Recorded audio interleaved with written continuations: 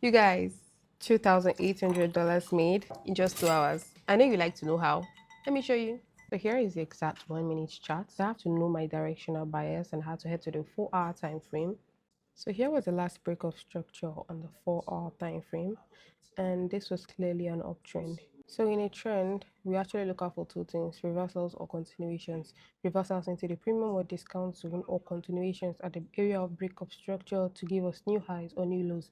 So right here, there was no change of character at this area on this time frame, and I had to go into the lower time frame. So I head to the 1 hour chart to see if I can get a reversal pattern or a continuation pattern, and I saw no reversal patterns. Moving to the lower time frame for a clearer picture on the 15 minutes chart, you can clearly see the falling wedge.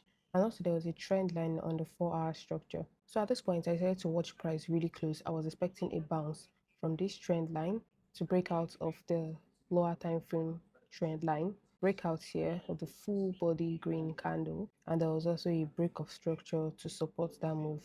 And next, we're looking for a retest.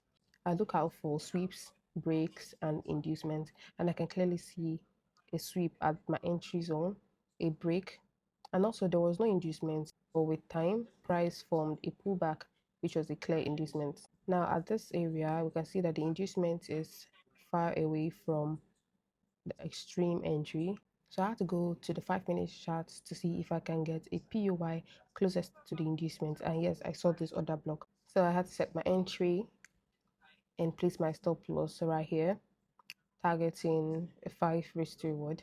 And that's the first entry.